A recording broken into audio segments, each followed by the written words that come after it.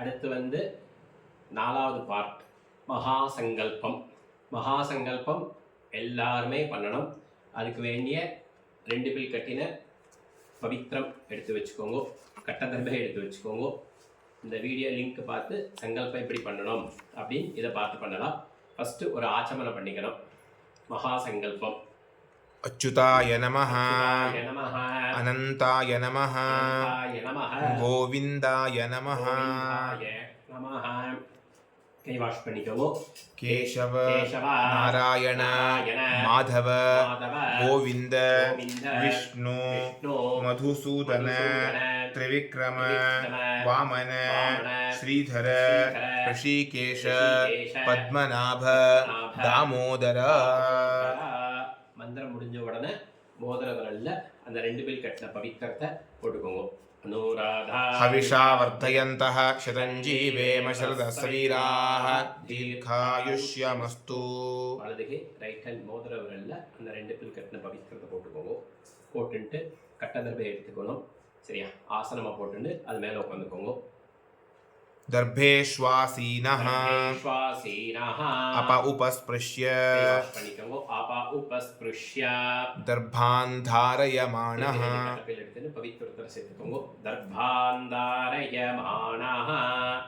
இப்போ வந்து சங்கல்பம் குட்டிக்கோங்க. கணபதியே शुक्लाम्बरधरं विष्णुं शशिवर्णं चतुर्भुजं प्रसन्नवदनं ध्यायेत् सर्वविघ्न उपशान्तये.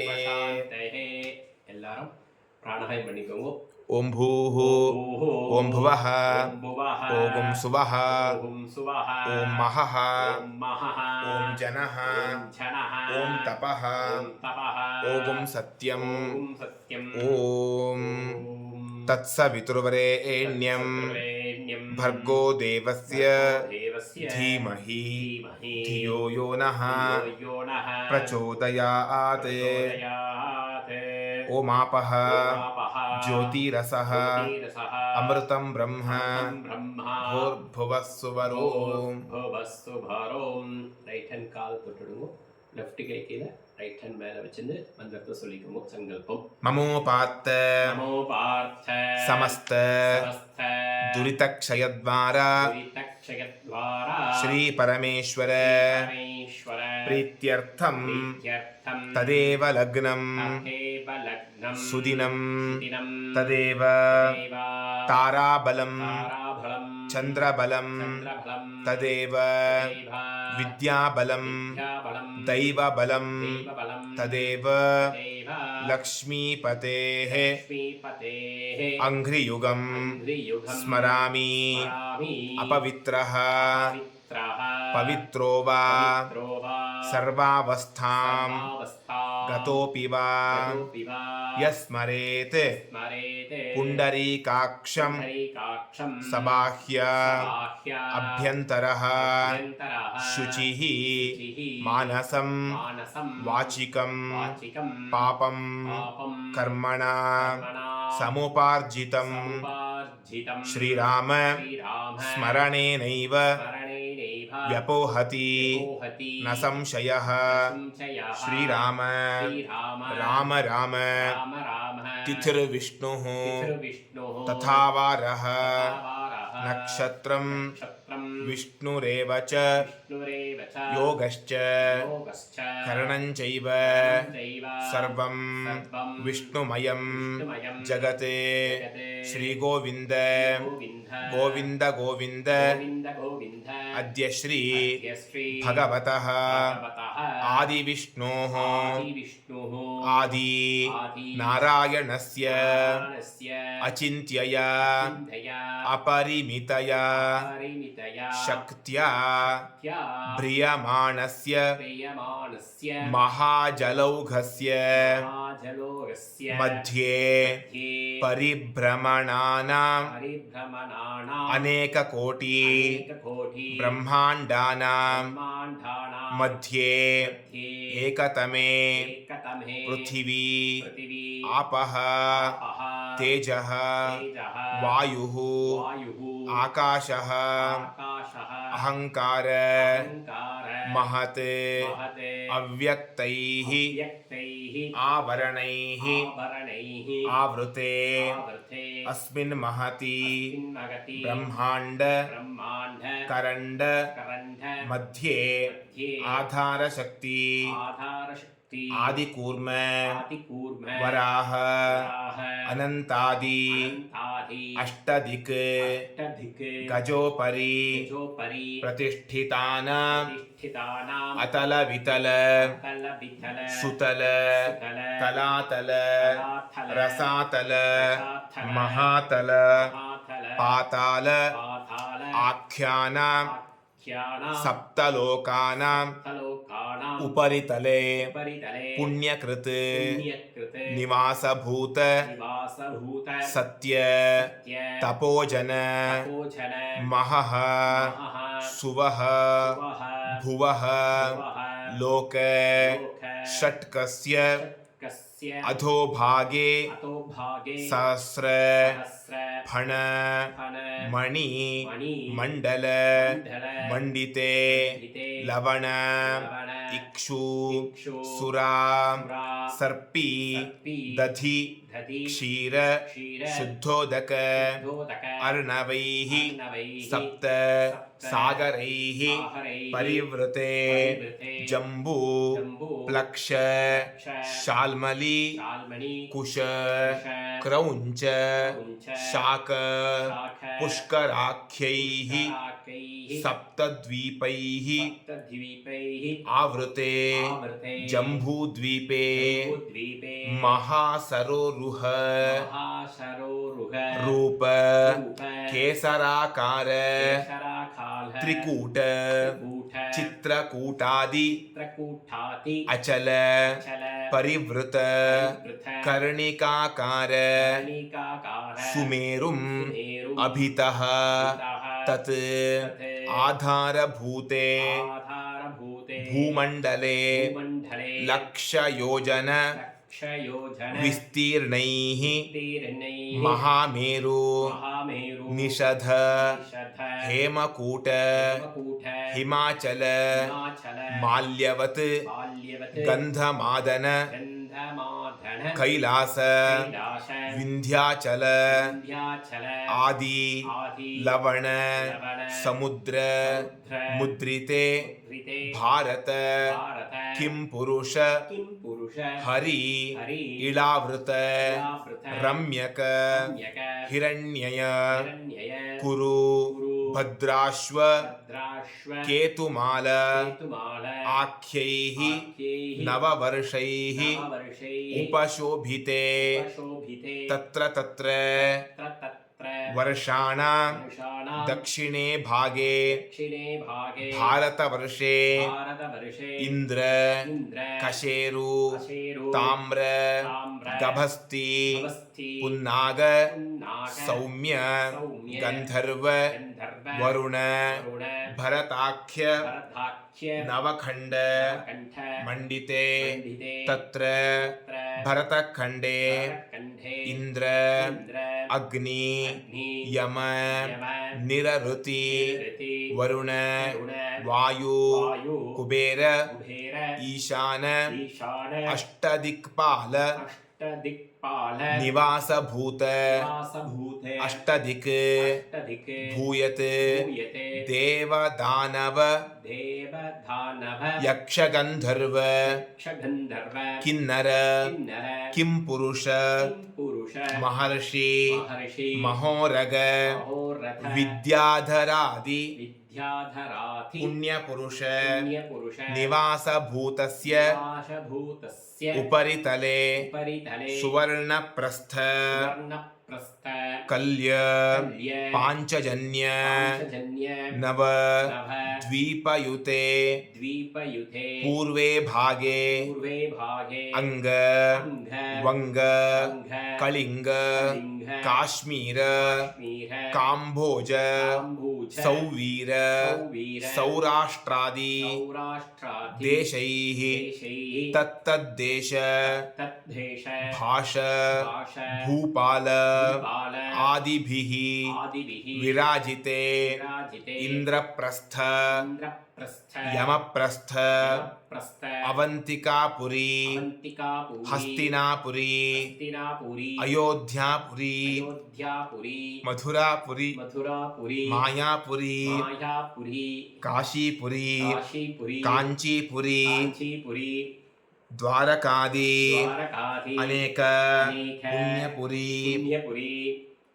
विराजिते कुरुक्षेत्र गया श्रीशैल अहोबिल वेंकटाचलादि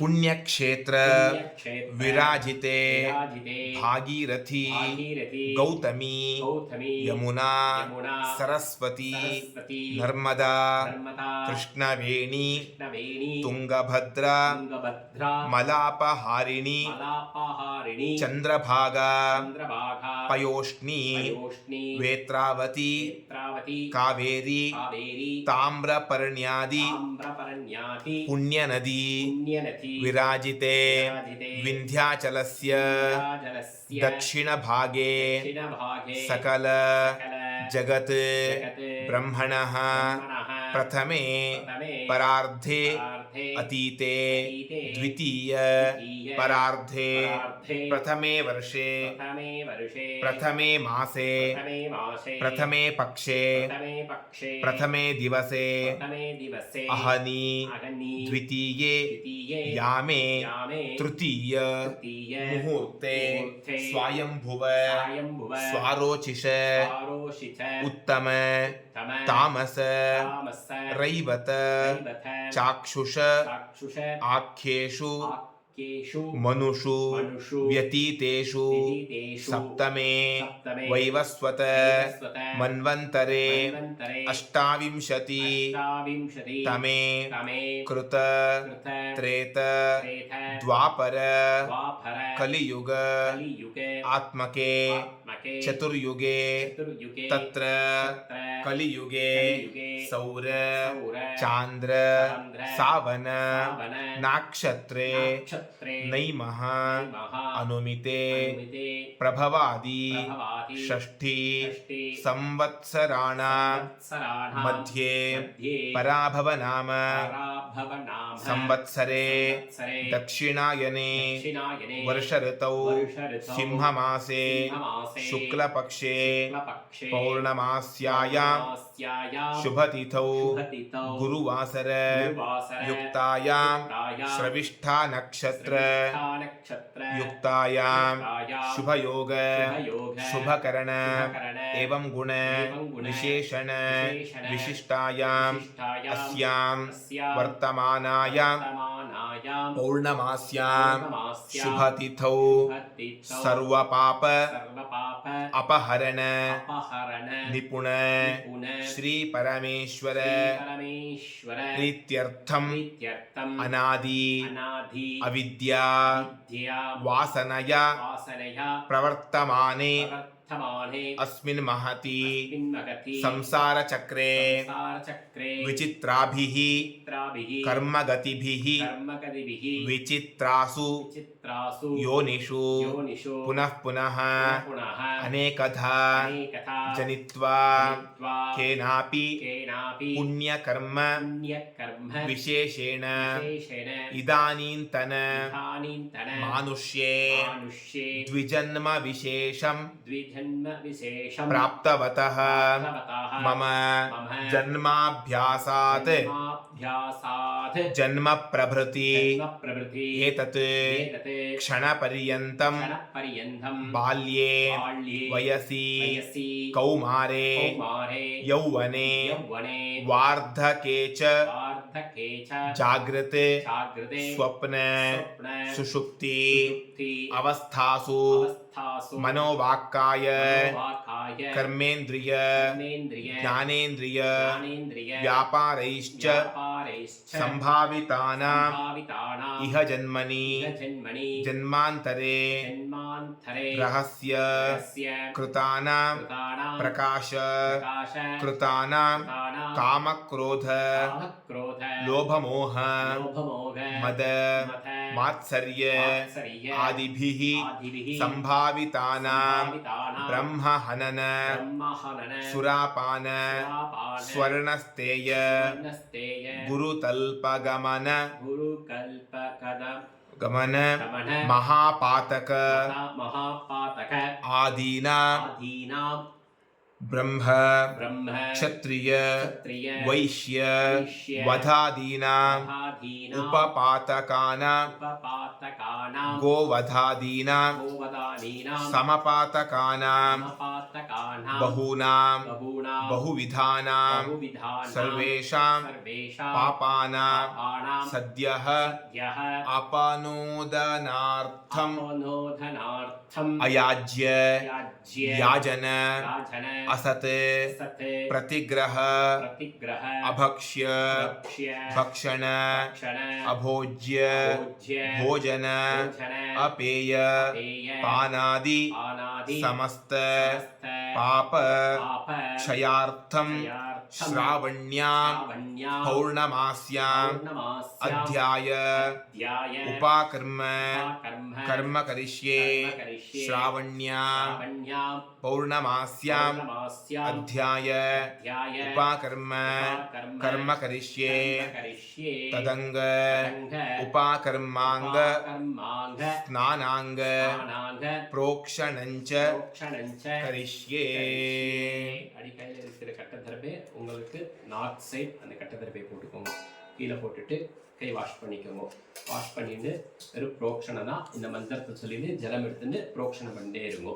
अतिक्रूर महाकाय कल्पान्त दहनोपम भैरवाय नमस्तुभ्यं अनुज्ञां दातुमर्हसि दुर्भोजन दुरालाप दुष्प्रतिग्रह संभवं पापं हर मे क्षिप्रं सह्यकन्ये नमोस्तुते त्रिरात्रं जाह्नवी तीरे पञ्चरात्रन्तु यामुने सद्यः पुनातु कावेरी पापं आमरणान्तिकं गंगा गंगेति यो ब्रूयात् योजनानां शतैरपि मुच्यते सर्वपापेभ्यः विष्णुलोकं सगच्छति पुष्करात् यानि तीर्थानि गंगाध्याः सरितस्तथा आगच्छन्तु पवित्राणि स्नानकाले सदा मम அப்படி புரோக்ஷனை பண்ணிடுங்க. புரோக்ஷனை பண்ணிட்டு கையை அலமின்றுங்க. அலமின்னு இப்போ அடுத்தது யக்ஞோபவீதம்.